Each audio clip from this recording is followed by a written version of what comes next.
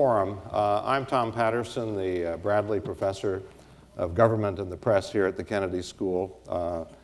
And I'm in the Shorenstein Center on Press Politics and Public Policy, which is one of the co-sponsors of tonight's forum, along with the Black Student Caucus here at the Kennedy School and the Harvard Black Men's Forum. And we're fortunate this evening to have 5 of America's most distinguished journalists to talk with us about the next 4 years.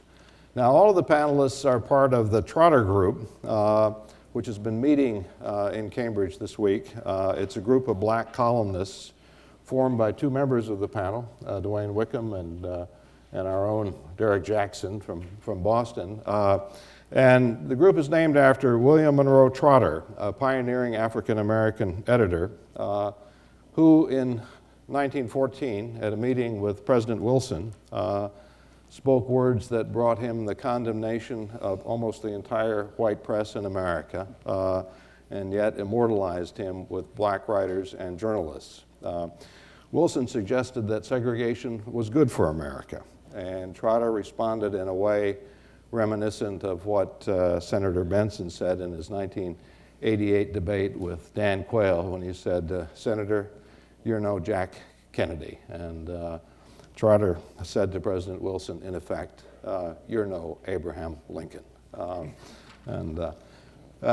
we're going to do this evening is have each of the panelists open the discussion with 3 to 4 minutes of remarks. And then after all of them have been able to put their ideas on the table, we'll have a short conversation up here, maybe pulling some of the pieces together to connect some of the threads. And then we'll open it to questions from the audience. When we go to that phase, we do ask that they be questions and not editorial comments, even though you're talking with a group of columnists here. And if you do have a question, and that'll be somewhere around 35, 40, 45 minutes into this conversation, please make use of the microphones. We have 2 down here and 2 up there, but it'll be a half hour or more before we get to that phase. We're going to start, and I'll just simply work down the line from left to right here with Donna Britt, Washington Post columnist, and before that with USA Today.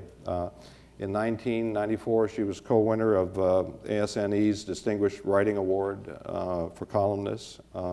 She also is the recipient of the National Association of Black Journalists Commentary Award. Donna.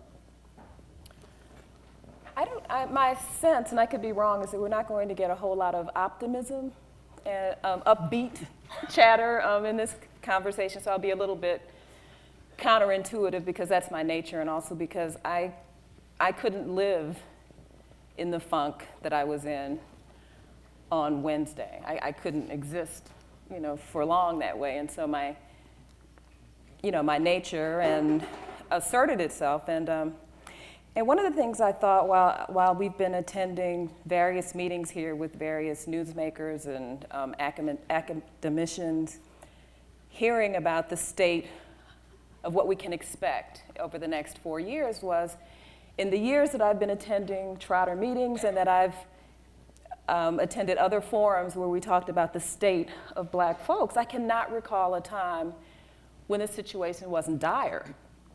And I mean seriously dire. And we can look back on the good old days and say, wow, it wasn't so bad under Clinton, or maybe it wasn't so bad at such a time. But I can't recall a time where I wasn't deeply concerned about the state of black folks, and for good reason. And I think we're in one of those times now, but one of our speakers today reminded us that as bad as it seems, it's not as bad as it was in the mid-1950s, when the array of forces that were allied against us seemed insurmountable. And when, I don't have to talk about slavery or Jim Crow or things like that. I mean, what I looked to and what I felt before this election, when I noted that I'd never felt so much palpable tension over an upcoming election.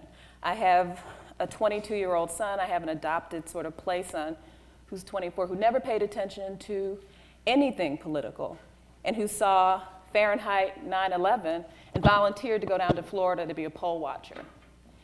and was just incredibly angry with the reports that young people had not responded the way that he had, reports that have been, called into question since. And I'm talking about on both sides, and I just don't think that kind of, on the side that I felt most allied with, I don't think that kind of energy evaporates, and I don't think the kind of concern and outrage and passion grounded in fact and grounded in, I think, what's best about our arguments, I don't think it's going to go away, and I expect to see huge things come out of that. I'm glad to see an energized electorate. And I understand that we're energized on both sides, but I think there's an opportunity in that. So I don't think it's all bad. Donna, thank you. Joe Davidson has been in journalism for just about as long as I've been in the academy, and since 1971, and that included a stint with the Wall Street Journal. Joe is currently an NPR commentator and a political columnist with BET.com. Thank you. Yeah, I too saw a great deal and felt a great deal of passion during this election period, and it reminded me of covering the elections in South Africa. It was during that period there was such energy, such fervor in the atmosphere there. And for all of the elections I've covered and participated in, either as a voter, an observer, or a reporter, this is the one that came the closest to that. I don't think it quite equaled South Africa, but that, of course, was a totally different situation. But nonetheless, it was clearly much more energy and passion than I've ever felt before. And I think that's definitely a good thing. What happens now, though, for all of those people on the losing side, will they be able to sustain that? Will there be the same degree of turnout among young people 4 years from now, for example? I think those are some important questions that we definitely have to look at. In terms of issues, I guess there are three that I would mention. One as it relates to Iraq. I was disappointed in the level of debate as it related to Iraq because I thought the fundamental question of the preemptive nature of American foreign policy was never fully addressed. I thought that John Kerry dealt primarily with how he would do things better, how we would have gotten more allies to go along with the plan. But the notion of the U.S. kind of ratcheting up its foreign policy to the extent where an attack, an invasion, an unprovoked attack on a country that really posed no threat to the United States, that was at least different in degree. It was, in some ways, it reminded me of Grenada, which was also an attack on an unprovoked country. So it wasn't totally out of character, unfortunately, but it was a difference in degree, certainly. And I don't think that level of debate was engaged during this campaign. I was also disappointed in that there was so little talk about how to deal with poverty. Everybody talked about such things as tax breaks for the middle class, for example.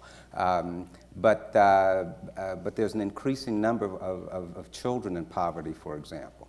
And issues of, people talked about the prescription benefits for the elderly, a very important issue. But the issue, for example, of Medicaid programs around the country, which are being cut back in states in various ways around the country, fewer prescription drugs or no ophthalmological care, glasses, for example, aren't covered in some states. And it varies from state to state because of the nature of Medicaid being a federal and state program, but that kind of issue, just dealing on fundamental issues of poor people, I think was lacking. And the other thing is the issue out of today's FT, the Financial Times, which says Bush will still pursue aggressive line abroad.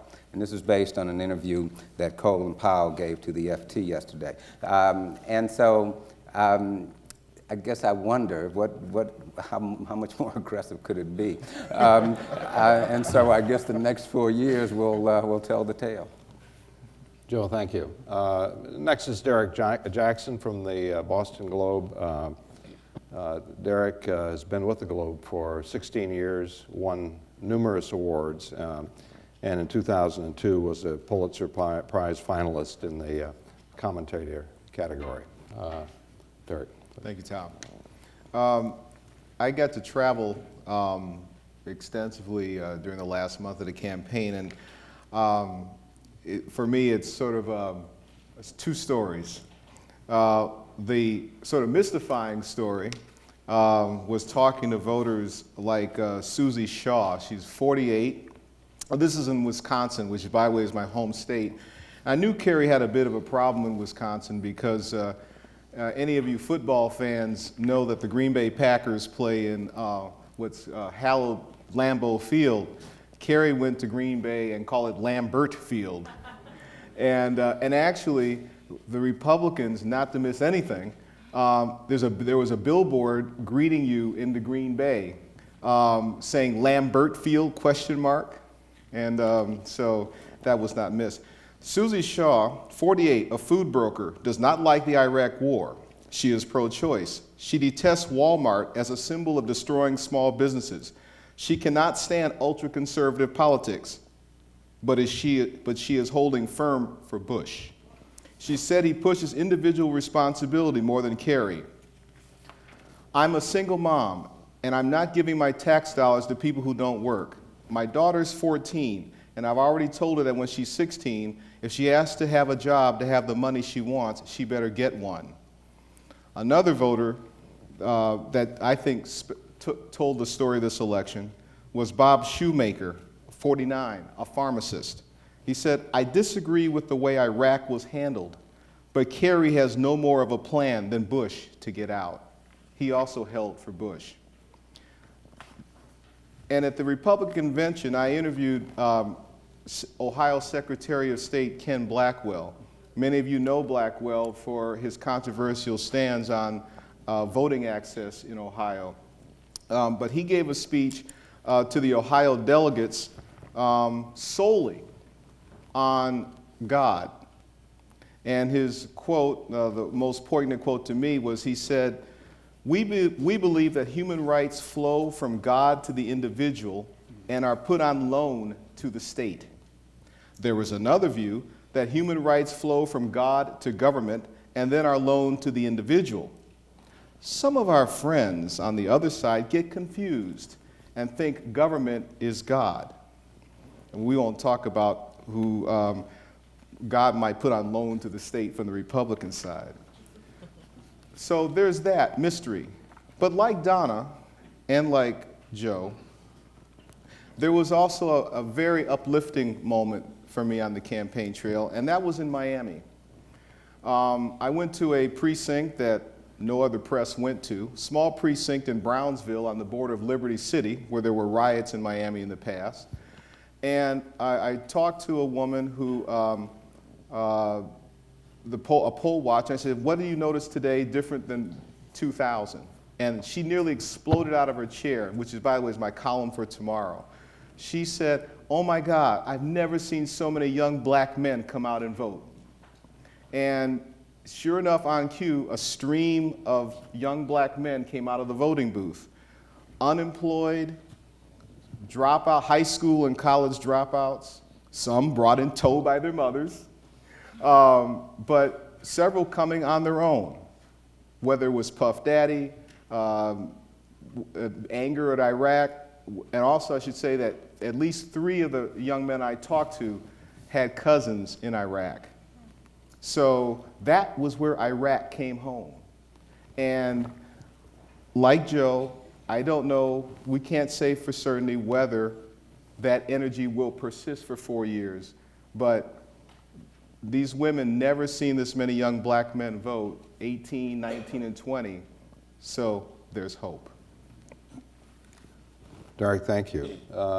Next is Rochelle Riley, who's a thrice weekly columnist with the Detroit Free Press and co-host of a Point Counterpoint talk show on Detroit television. She's recipient of the Charles Scripps Award for Distinguished Service, and she's also been named Michigan's best local columnist by the Michigan Press Association. Rochelle. Thank you very much. I am thrilled to see so many people sitting here wanting to talk about this issue and hear about this issue, because this could be one of the most important times in American history, or it could not. We are at polar opposites. We are at extremes in this country, and it will either be the worst thing that ever happened, the end of civilization, or it will be a time of great revolution and great change. This election was not about the next 4 years, it was about the next 30 years. And as the mother of a 15-year-old who, for the first time, wanted to put a bumper sticker on our car, and when I said, you know, Mom's a journalist, we can't do that, so she wore her label every day for her candidate. That's how important this was to her. We are at the beginning of the end of several things, possibly the beginning of the end of public education, where tax dollars will be used for church schools and faith-based initiatives and for vouchers to send people to charter schools and private schools. We're at the beginning of the end of possible civil rights. We are at the beginning of the end of government for the common good, and as Derek said, an era of individual responsibility where people will not, as the Democratic Party espoused for decades, in the business of taking care of each other, so that you always look out for the least of these. It's the onset of a government that advocates the people who look out for themselves and punishes the people who don't. And I don't know that that's the right way to go. So I am glad to see my daughter wearing her label, and I'm glad to get calls from my college friends. I call them my college friends because they're the buddies who help me keep Chingy and Nellie separate so I know which one is which, and who teach me how to dance to lean back so I know who Lil Jon and the East Side Boys are. And when they call and tell me, okay, I went and voted, let me tell you who I voted for and why, then I feel a great sense of hope. But our job as Americans, whether we're columnists or whether we're students or whether we're professors or whether we're parents, is to teach each other about the issue so we know exactly what's going on, because it's not about the next 4 years, it's about the next 30 and the world that my daughter will have and the world that you will have and the bills you'll have to pay that a certain president is ringing up for you right now. Thank you. Rochelle, thank you. Dwayne Wickham is a columnist for USA Today and the Gannett News Service and a regular panelist on Black Entertainment Television's Lead Story. He's founding member and former president of the National Association of Black Journalists. Thank you. Dwayne. I want to try to make 2 points and then get into the discussion. One about the recent past and one about the not too distant future. I'm not a lawyer, although I thought about becoming a lawyer at some point, but then I decided it was easier to become a journalist, and so I took that path. But I remember in a pre-law course that there was some discussion about a term that's called compounding the felony. And if there are lawyers here, you can correct me later. But I think it goes something like this. If you commit a crime, and from that crime you have some ill-gotten gain, and you use that ill-gotten gain for some legitimate purpose, in other words, you take stolen money and use it for a legitimate business and you make profit from it, that you have compounded the felony. And I say that to suggest that this discussion about the outcome of the election, the recent election, in which the president obtained 51% of the vote, thus legitimizing his presidency, I think ought to be considered in that context. If you stole the first election, the fact that you are there now in place to run for re-election does not absolve you of the first felony. And we ought to consider that. Particularly in the context of what I want to say next about the not too distant future. Because I think that this administration and what it represents is cause for great concern as we look down the road 30, 40, 50 years from now, when demographers tell us that ours will be a nation made up of a majority of minority people. I think the Republican Party is looking very much like the Nationalist Party in South Africa in the 1940s. It's beginning to take on that look. It is a party of white people, primarily of white people. Of course, it has some minorities, but they are like those that Albert Memmi described in his book, The Colonized and the Colonized. You cannot oppress people totally unless you get some of them to come over and assist you in that effort. And I think some of that is taking place. I think we ought to have some great concern about the direction of the country, inasmuch as the party that represents inclusion, far more so than the GOP, is on the losing end of not only presidential elections, but losing end of the race for the Senate, losing end on control of the House of Representatives, is on the losing end of the fight for control of the 50 state houses around the nation. And it seems to me that there's a circling of wagons that is taking place among a majority of whites who may, in fact, be intent upon creating an America in which democracy takes a back seat to their need to maintain control of this nation. That may sound a little scary and maybe a little far-fetched, but I think we're moving in that direction and we should be concerned about that. Fine, thank you. I wonder if we could talk a little bit about the moral values issues and the black community, abortion, same-sex marriage, stem cell research. The exit polls show that Bush was able to make gains among Hispanics on that issue, picking up about 10 percentage points from how he did in 2000. Did quite well on that issue with conservative Catholics. In fact, Kerry, a Catholic, gets fewer Catholic votes than Bush, a Methodist. And there were some early reports in the press about the possibility of some, small number of defections, but some defections to Bush on the moral values issue. How does that play, and sort of what's the thinking of black vote? How does this issue fit in with the other issues that they're thinking and judging presidential candidates through? Well, it's certainly true that Bush did better this time than he did 4 years ago. 4 years ago, he got about 8% of the black vote. This time, he got about 11%. And in some states, it was significantly higher, from 9 to 16% in Ohio, which was obviously a crucial state. And his home state of 5% 4 years ago, to Texas, to 15 or 16% this year. And so I think people are scrambling to try to figure that out. For me, it will always be a mystery, frankly. But I think that that this whole notion of the issue of gay marriage, of faith-based programs, is at least an attempt to explain it. And there certainly may be something to that, because black people are certainly conservative on social issues.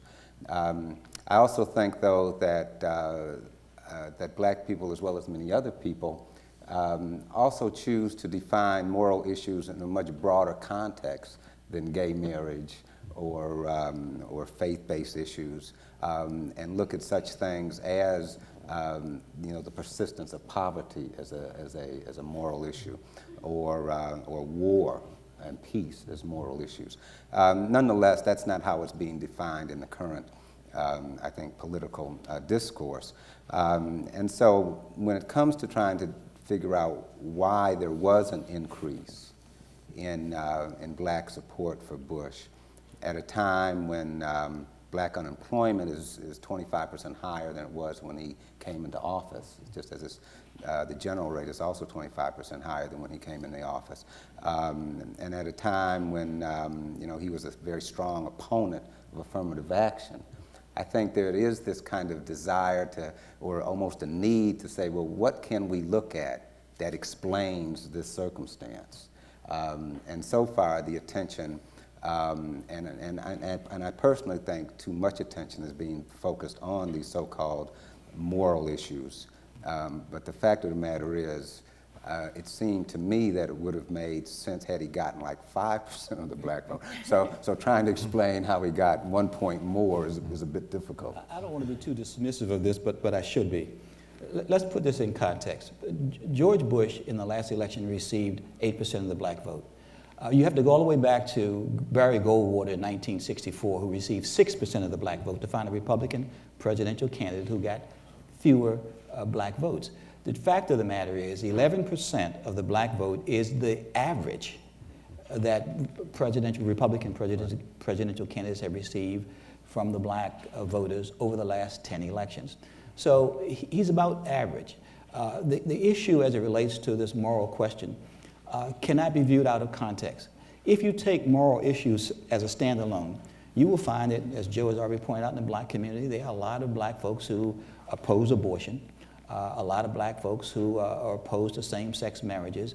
But when you juxtapose those issues next to the survival issue within the black community, equal opportunity and affirmative action. You find a resistance among black folks to go along with people who oppose those survival issues but side with blacks on moral questions. And we are no different from Jews.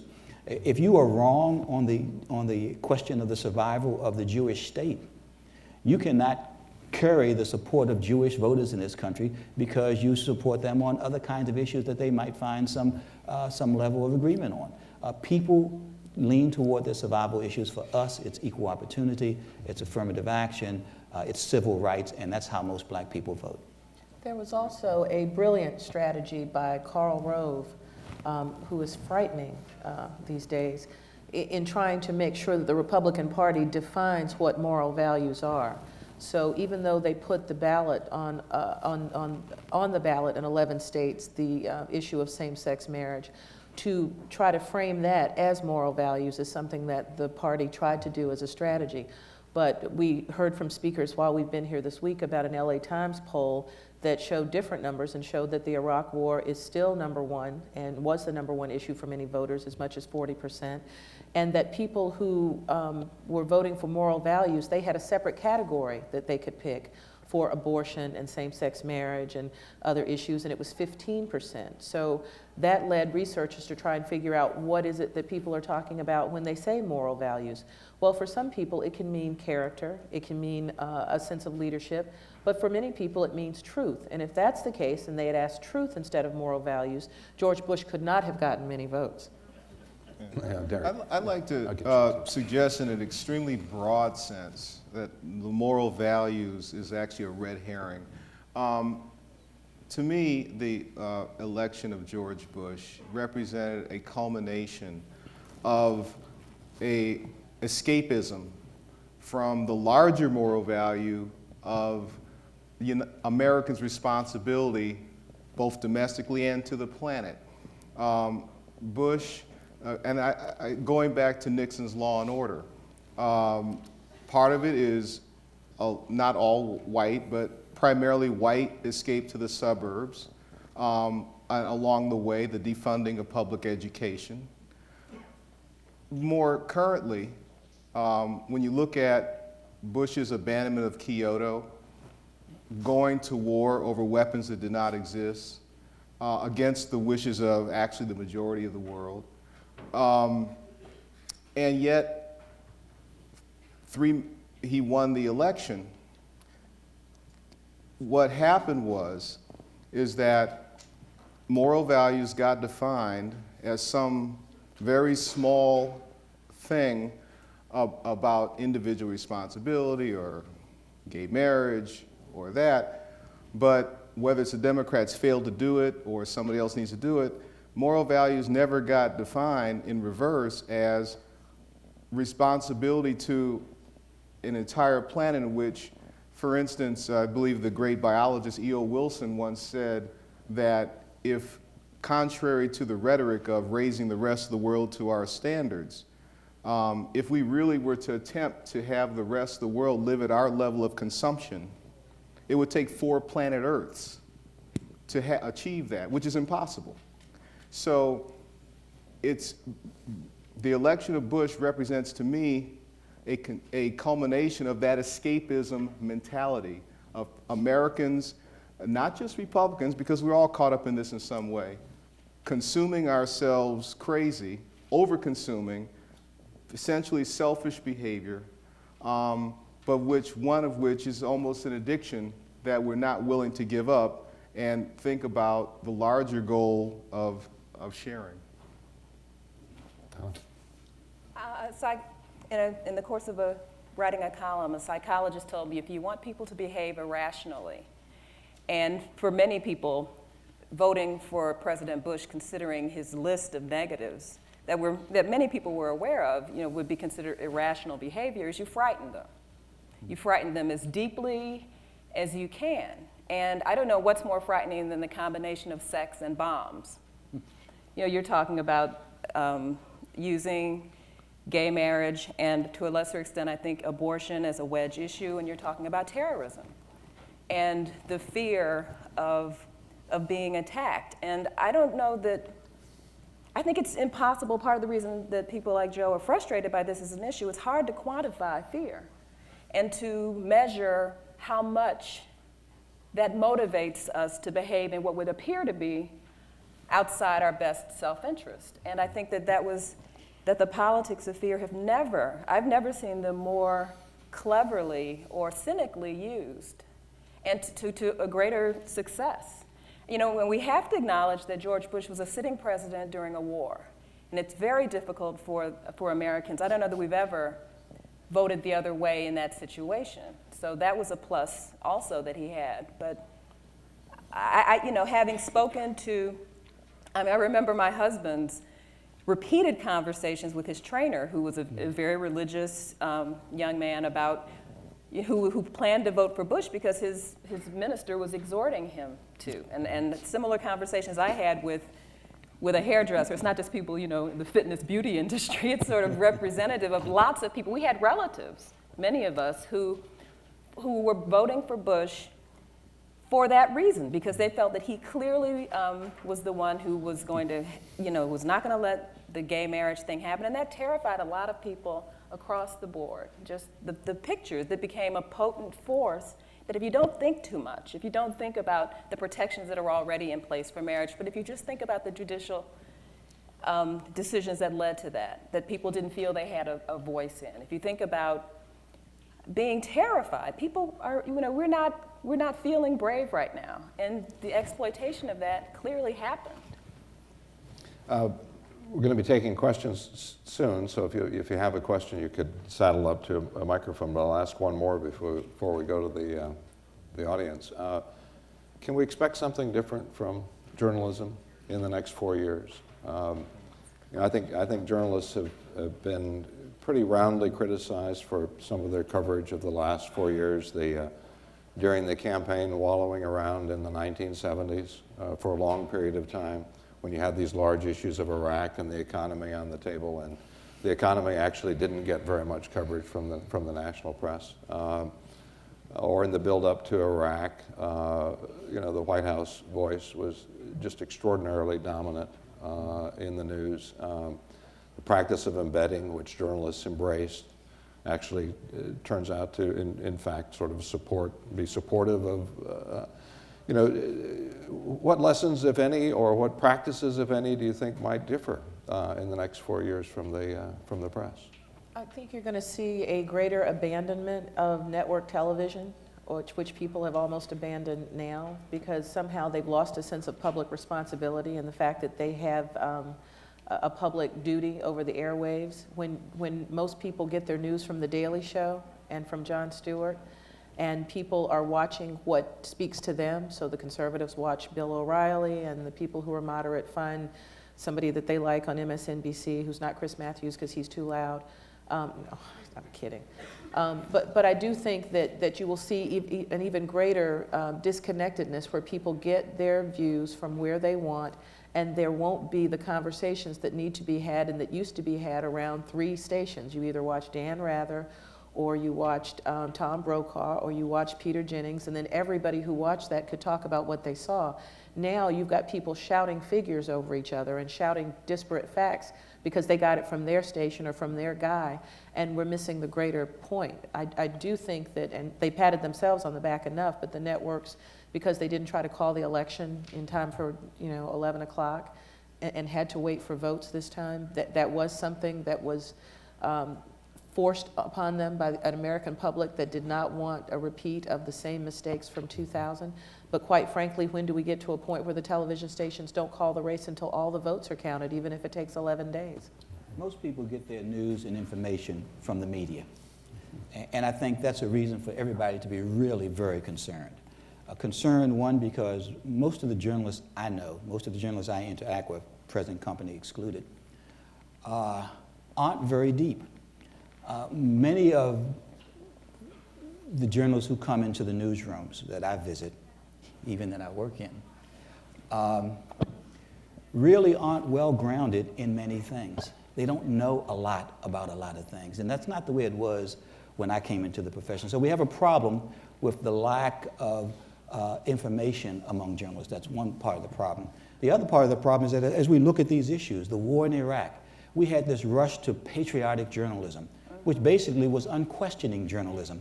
Embedded journalists were in bed with the military. And you would see reporters standing there saying things like, "We just took this town."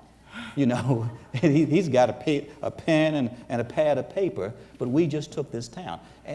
It cast this thing in a whole different light. We talked about taking towns and winning victories that were bodiless. How many people did we kill in Iraq? How many people were non-combatants who were killed by the rush in the onslaught of our military attack? I'm as patriotic as the next person, but I think the job of the journalist is to seek truth and to report it. It's not to be an instrument, an extension of the government, as much as many people in the public would like us to be. And to do that, you have to have courage, but more importantly, you have to have some basis of knowledge with which you approach these kinds of issues. And unfortunately, too many of us lack courage, and too many of us don't have a basis of knowledge. I was a visiting faculty member at the Poynter Institute in St. Pete, Florida, a month after 9/11.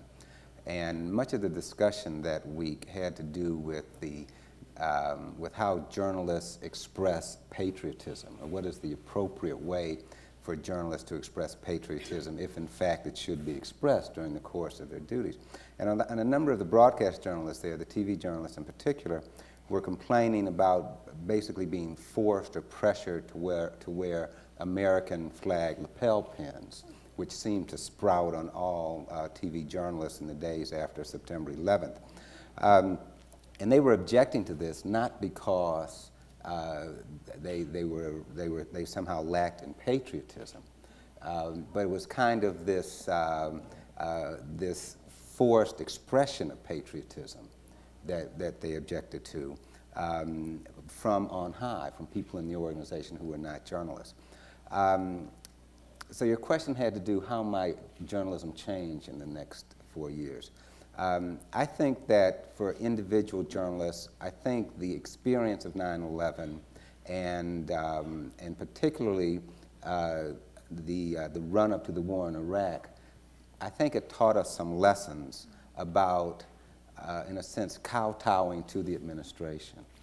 I should say I hope it taught us some lessons. I guess I'm really not sure that it has, because when you look at what the Sinclair Broadcasting Corporation wanted to do with to John Kerry this past few weeks, really, it makes me certainly less hopeful. So I guess my answer to your question is that there are clearly lessons to be learned from the last 4 years, and certainly since the invasion of Iraq. And there are lessons that we as a group say we have learned. But I also think that the last couple of years demonstrate how easily we as a craft or as a profession or as an industry can succumb to popular pressure. And I'm not at all sure that we can withstand that pressure in the future, just as we have not in the past. And that's very serious, I think, because independence is really a primary tool, and should be a primary tool and characteristic for journalists. And I think there have been clear examples of our independence being undermined since and during the run-up to the war in Iraq. One thing that concerned me about the home stretch of the presidential campaign is if a candidate's almost dictated to the press what was going to be covered. So for instance, we all know what Bush said, but what's interesting from the aspect of Kerry's campaign is at a particular point in the campaign, he pretty much dropped health care. If those of you remember the primaries, remember he had promised to get the uninsured down to 27 million. But in the home stretch, he stuck to more of the Iraq is mismanaged line. So with shrinking news holes from the print side and the rush to be first in television, That disappeared. Of course, poverty completely disappeared off the radar. And my concern, not just for the next 4 years, but for the press in general, particularly with the networks losing clout, meaning cable getting more and more clout with their small niche markets, having to only appeal to those small niche markets. Those you know, the Fox, I guess in the Republican convention, was the first time that Fox outdid the networks in ratings. So I think that's I think a kind of frightening example of where we could be headed. So the danger is news, print and TV, following the news as opposed to sniffing out the news. The emergence of Fox as a power has very interesting implications for mainstream journalism. There are real conversations about how do we handle that. And one of the questions, or one of the things that I get, and I wonder if you guys do too, is why is the Washington Post so nice? Why are they so balanced? It's like, what's wrong with you guys showing both sides of an issue? And I know that after we actually were in Iraq and the catastrophic consequences of that became clear, there was a lot of soul searching at major newspapers about how we had gotten there. And had we questioned what we were being told by the administration, and when we did, and my paper was actually one that was pretty good about it, but where did we put those stories? The ones that said, well, wait a minute, does this and this and this add up? And I wonder, and some of our readers wonder, and if in our efforts to be balanced, and I think the right has done a really smart thing to call us the liberal media, as if balanced media, that shows both sides, that there's somehow you're liberal, somehow you're not patriotic, you're not a part of what the greater good should be. And I wonder if we sometimes neuter ourselves and make ourselves less effective, not by being less balanced, but by overstating the opposite case. And we all have our experiences with that at our papers. I think those are questions worth asking and examining. Okay. Thank you. Let's take the first question. If you could identify yourself, and in most instances here, we'll probably have one respondent so that we can get to several of the questioners during the next 25 minutes or so. Please. Hi, my name is Monica Clark, and I'm a news editor for the Harvard Crimson here at the undergrad. And my question is, so many of the polls revealed that most Americans thought that the war in Iraq was directly related to 9/11 after reports showed that this wasn't true. And my question is, what can we do as journalists to get more people to read the newspapers so that they can make informed decisions? Who would like to handle that one? That's a good question. As someone who works with young journalists and works with literacy, I can tell you that when you have people who don't read, you have to take the story to them. One of our colleagues, Betty Baye, reminded us of that today in a conversation. That means, you have to become town criers. What better place than Cambridge to go out and do extras, to read them on radio stations, to make sure that people are hearing the story so that they come back to get the rest of the news. You got to find whatever way you can to make people understand that if they want to be educated, they've got to find the sources to do that. And for some people, it's got to be newspapers. They've got to have context and they've got to have the words. But find the right papers, because like Dwayne said, everybody doesn't get it right. Everybody doesn't have the perspective. But don't give up, whatever you do. Newspapers are making a comeback. I wonder what the perceptions of weapons of mass destruction, just the inability after really press conference after congressional, there were so many instances in which it was hammered into the public's, presumably open brain that there was not a connection and that this was not a real thing. I think this is one of those examples of fear making people believe irrationally. I just don't think it penetrated. I think people didn't want to not believe that there was a connection, because otherwise our boys were dying for nothing. Otherwise we were in a dangerous war based on a lie. And I think that was too uncomfortable a truth for many people. I think the journalist Walter Lippmann said it well. He called it the will to believe. Yeah, please.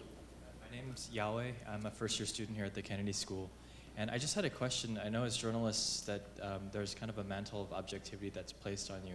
But given that you have access to so much information and are able to make interpretations based on that information, I was curious about the NAACP.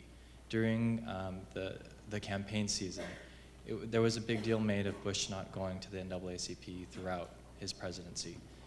My question is, do you feel, in being out in the field, that race is not as much in the forefront for blacks as, for example, class status or religion? Are there different parts of Bush's message that's resonating with blacks now that goes beyond race, and it might incorporate faith-based initiatives or tax cuts? I think that President Bush and his advisors would want you to think that, but I think the election results would repudiate that position. Again, if you take these issues separately, you can get a lot of black folks to tell you that they're important. But if you cobble them together, race becomes all the more important. We have had a long history in this country, but most of it has been painful for African Americans. 1619, we arrived here. 1865, the 13th Amendment was passed. 100 years after that, we had a century of Jim Crow laws. And so it is very recent only that we've had the level of freedom that we now enjoy. And people are still alive who can remember back to the days when the oppression was real and in your face. And so I think that when you talk to black folk, more often than not, those issues that are important are certainly issues that have to do with faith and family. But even more important is the survival issue that so many black folks feel is still very threatened, and that is affirmative action, equal opportunity, a fair treatment in this society. Mm-hmm. Yes, please. Mm-hmm. Thank you so much, the panel, for the wonderful discussion. And my questions, actually, I have two questions.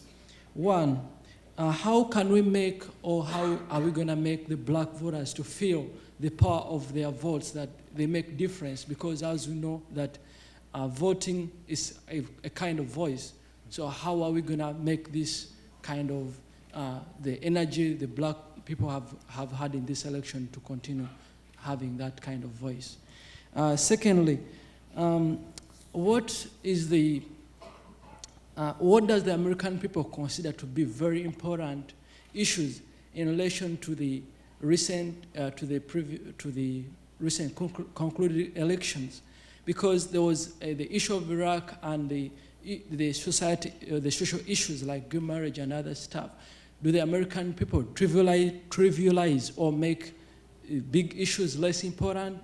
So I would like to know about that too. Thank you. Okay.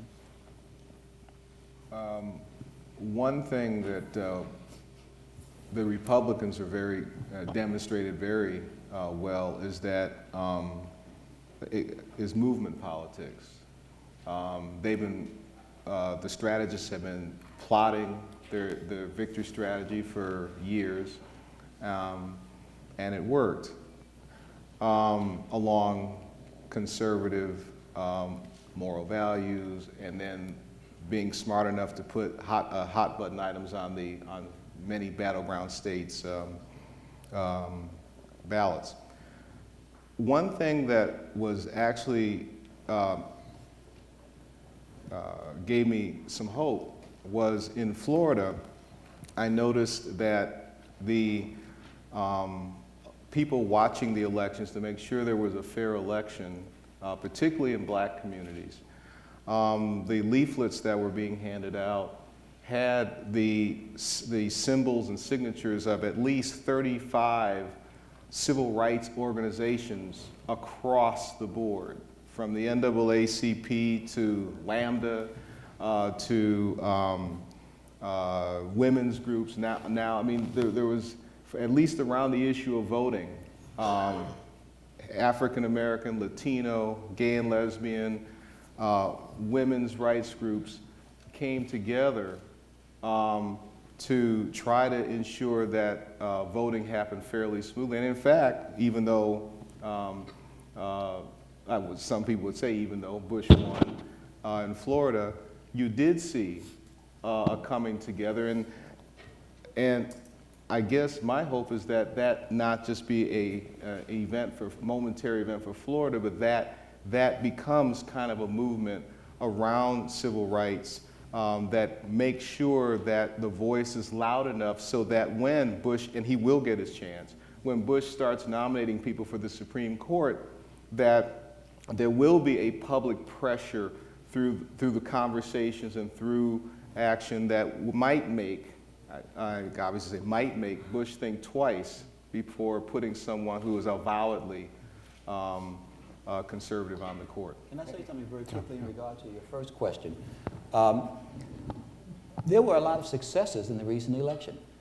We now have 42 members of the House of Representatives, 42 black members of the House of Representatives. Before the election, that number was only 39. We have one black member of the Senate.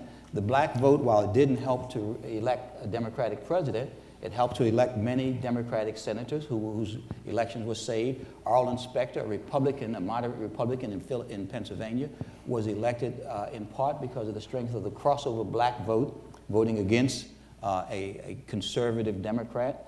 So there were some significant gains across the board. We have black mayors, black county executives elected in great numbers. There are thousands of black public elected officials today. In the 1960s, that number was in the low 100s. And so there are some significant gains, and no one should think because the presidency didn't go the way that the majority of the black vote went in this election, that somehow black voters lost at the polls. There were a lot of victories this election cycle. And just one quick addendum for that. Bush won the white vote.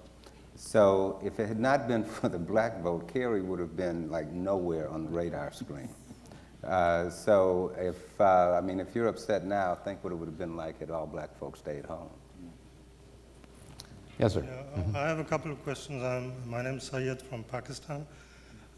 You hear a lot of propaganda about madrasas in Pakistan and Saudi Arabia, that there are small kids in these village schools and they're being taught to hate the West.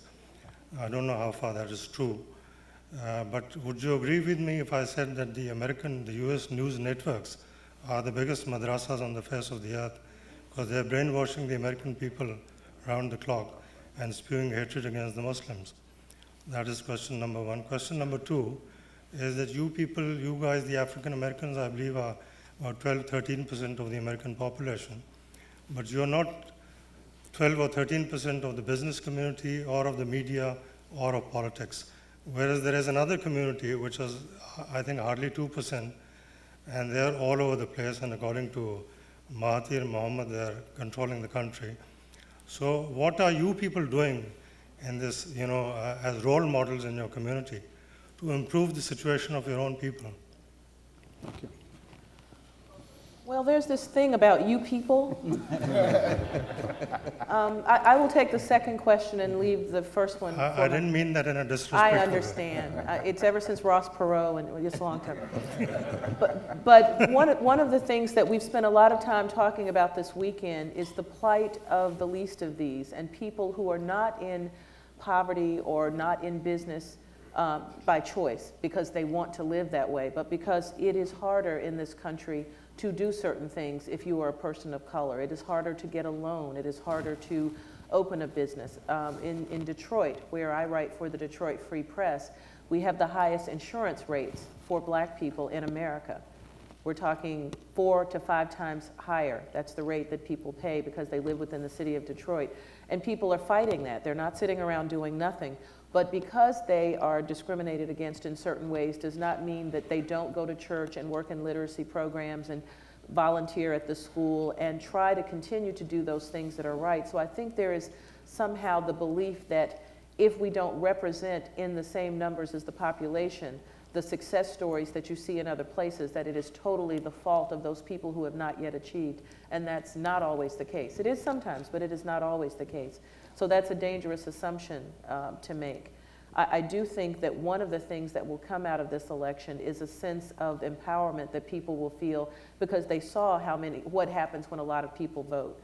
When you can give 89% or 88% of the black vote to a candidate, thinks what might happen if another 10 or 20% of black voters come out the next time around.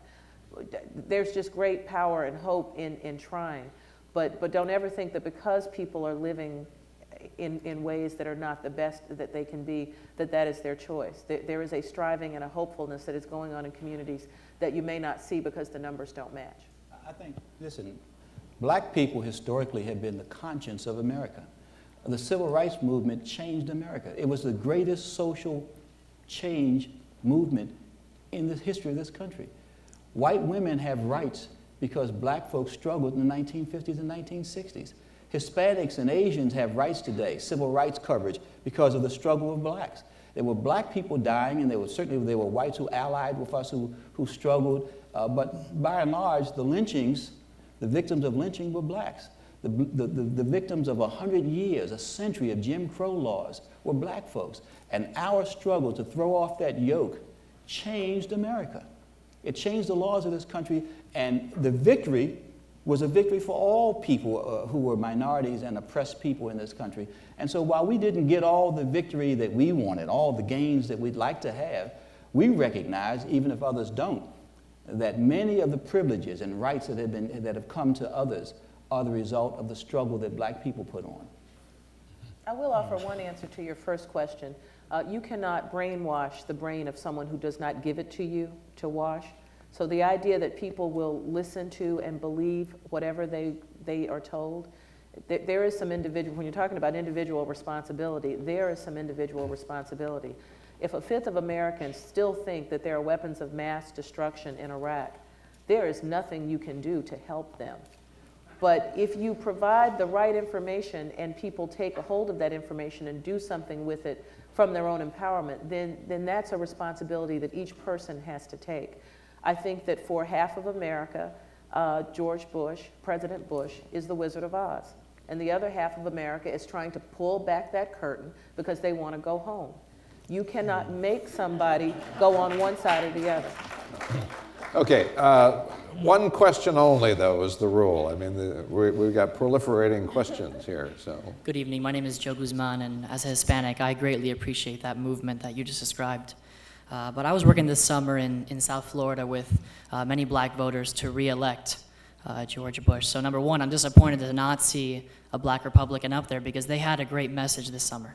And the message that brought them through our office in hordes was the message that the Democrats would always just put them in a box and try to just count on their vote. So my question to the panel is, has the black media not been courageous with the Democrats in calling them out for not treating blacks as they should be treated and not trying to really be fighters for their cause?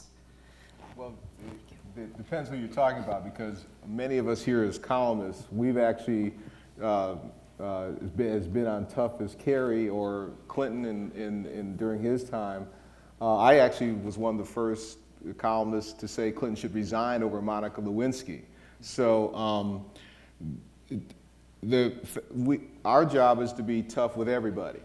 And in fact, just as an aside, a lot of people forget, despite the aura of Bill Clinton having this mass popularity in the black community, more black men went to jail in the Clinton years because of the modern version of law and order than under Reagan and Bush 1 combined. So that said, you have to have some realities. It's another way of the critical question of why do black people vote as dumb mice for the Democrats? Well, the reality is that the Republican Party, as it is so structured, offers nothing. It offers, there are some, do people believe in individual responsibility? Sure. But the fact goes back to a question up there. If you look on any statistical line, when African Americans with the same resumes, with the same level of education, with the same level of achievement as their white counterpart with the exact same thing, the rejection level for education, for jobs, for anything you want to name, except maybe the National Basketball Association, black people still remain demonstrably rejected at a higher rate. So any notion that racism is not still a major functioning factor, institutional factor in this country is false. So you are not going to see. I'd like to see more choices. And I think most people would like to see more choices no matter where they walk. But the fact of the matter is the way the politics are constructed in this country at this moment with the Republican Party, as Dwayne says, essentially being a party really turning into a white suburban party that is not interested in public education, where the vast majority of African Americans have to get their education. Where we are still disproportionately in the public sector in terms of our jobs, which is being gutted by the Republican Party.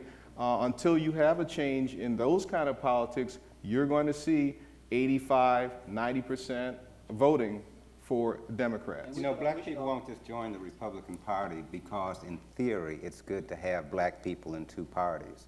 You really do have to have a program, as Derek said, and what the president presented was Leave No Child Behind. But it's a program, that was his main domestic program, but it's a program that is underfunded. It's a program that relies heavily on standardized testing, and it's a program that gets very low marks, very low approval ratings within the black community.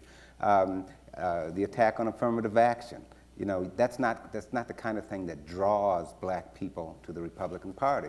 So I think the notion of having more black people in the Republican Party in order to balance the two, it's fine in theory, but in order to put that in practice, the Republican Party has to have a much better program, a program that really deals with some issues as opposed to just dealing with rhetoric. And until that happens, it's kind of like Al Sharpton said at the Democratic Convention, black people are going to keep riding a donkey, you know. Memo to Karl Rove. If you are wrong on civil rights, it doesn't matter where you stand on these other issues. The Republican Party has been wrong on civil rights. It was wrong on civil rights in 1968 when Richard Nixon courted the Southern vote to get this, to build this solid South for the Republican Party. And it's been wrong on civil rights ever since. It was wrong on civil rights in 1980 when Ronald Reagan went to Philadelphia, Mississippi to launch his presidential campaign. It's wrong on civil rights. And as long as it's wrong on civil rights, you will only have 11% of the black vote. You're not going to get any more than that. You thought there were droves, it was 11%. That's all you got. I disagree. I would love to debate you guys. I wish there was a Republican up there because it's a powerful message. But thank you. I thank you for your answers. Thank you for the question. I think we can get the last two questions in if we keep the questions short and maybe tighten and the answers. We got about 4 minutes here, and plus I'd like to give each of you kind of the last word. So, quick question, please. Chris Carter. I'm a first-year student here at the Kennedy School, and I'm also concerned, though, that that's a valid point that he made, that we don't have the representation in the Republican Party because we have, you know, policies that are implemented in the, you know, even in the Clinton years that weren't beneficial for African Americans, and like welfare reform, we all hail that as benefiting, you know, a certain number of people, but still there were those who didn't benefit. And so, I mean, I get the tone that you sort of set the stage that things are bad for blacks because Karl Rove doesn't believe in civil rights, but when will we as African Americans come to a point when we do, I guess, join the party? I mean, is this message of sort of, you know, white folks are not going to like us, so we can't join the party? Is this just going to go on for another century? Let me say something very quickly. Listen, no one says to Christian conservatives, split your vote between the Democrats and Republicans. No one goes to the National Rifle Association and says, some of you should vote for Democrats, some of you should have your representation in the Republican Party. We only talk, it's a divide and conquer mentality. Listen, unless they present programs and policies that in fact serve the interests of blacks, you're not going to get black folks to go over to the Republican side. You must remember, sir, that prior to 1932, black folks voted in overwhelming numbers for the Republican Party. I understand. We've been there. The party left us. But on the same token, and I'll leave this question at this level, the Democratic Party also wasn't out for blacks during the white primary of 1964. So, I mean, you make this argument that we shouldn't support the party, but the Republican Party of the day is the Democratic Party of 1964. Strom Thurmond was a Democrat in 1964. Jesse Helms was a Democrat in 1964. You know, when civil rights, when we got a Civil Rights Act in 64, when we got the Voting Rights Act in 68, when we got the Fair Housing Act 65 and the Voting Rights Act of Fair Housing Act of 68, Southern Democrats in droves went to the Republican Party. That's the Republican Party of today. They flipped. Democrats take us for granted. Republicans take us for fools. I mean, you have Dick Cheney who voted against the resolution calling for the freedom of Nelson Mandela when he was in the House. I mean, this kind of stuff resonates. You're not just going to get black people to go to the Republican Party because it's a nice thing to do. You got to have the record and the programs, and that's not there. And let's be clear, man, It's I a know that we've got to rational move to decision. another question, but this is not a panel of Democrats, so there was no need to have Democrats and Republicans. This is a panel of liberal and moderate columnists who are talking to you about what we've seen. So what the Republican Party needs to do is to show Americans something different, and then maybe they would like to take a different look at their party. This is also about the current president. There's somehow this idea that we're going to pretend like he's not a part of this equation. There are Republicans who get more votes, there are Republicans who get more respect, and there are Republicans who will run next time and possibly get more black votes. You have to look at all of those things. Thank you. I think we are virtually out of time, but I'd like to give each of you 30 seconds for any kind of closing statement you'd like to have. And I'm sorry, we are just literally out of time. This was scheduled for 7:15, and I apologize. I thought we could get to you. And let's start with Dwayne and Rochelle, who have done a lot of broadcasting and therefore know what 30 seconds looks like. I'm scribbling a note here. I was actually scribbling a note to pass to Derek to make the point, because I think some people lose sight of this. We have no permanent interests. We have no permanent enemies. We have no permanent friends. We simply have permanent interests. Example, 1993, Derek Jackson and I got on a 10-seat plane, scared to death, and flew to Guantanamo Bay, Cuba, because the Clinton administration had a policy of seizing Haitian refugees at sea and imprisoning them on that island. And we went there, we wrote about it, we said they were not refugee camps, we called them concentration camps. We didn't embrace Clinton simply because he was a Democratic president. We beat up on him until he changed the policy. And we'll do the same thing with Republicans. We'll beat up on them until they change their act. Inform yourselves. Always vote, because if you don't participate, you can't complain. And whatever you do, don't always vote for a party. Vote for the policy. Look at what people are doing that makes a difference in your lives. That's our job, to try and give you those things. Read them with skepticism. Read them for yourselves. I would just say, think about, for those of you who are despondent and having the blues over being in a blue state, think about the notion of moral values and what it means, and how to, for lack of a better term, take that issue back. It's really on the Democrats, or those who don't like Bush being elected or reelected, that it's on the Democrats to figure out ways, in fact, to reach out to the Susie Shaws who hate Walmart, who are pro-choice and yet voted for President Bush. There's a major conversation to be had there, and the liberals and the Democrats are not going to get there by being a sit-back elitist and thinking she's stupid. I guess for me, the overriding issue is how this country interacts with the rest of the world. And it's that way because of the invasion of Iraq. It's not tax breaks, it's not for the middle class or the upper class, it's not the privatization of Social Security, it's not the environment, it's not affirmative action. It's really how this country defines itself in relationship to the rest of the world and how it uses its power. During the Vietnam War, there was the senator from Arkansas named William Fulbright, who at the time was chairman of the Foreign Relations Committee, and he wrote a book about the arrogance of power. It seems to me that that's a phrase that has a particular resonance now. And I think that definition of how the United States interacts with the rest of the world, how it defines itself and how it uses its power, is really going to be the main issue that we as Americans need to concern ourselves with in the next few years.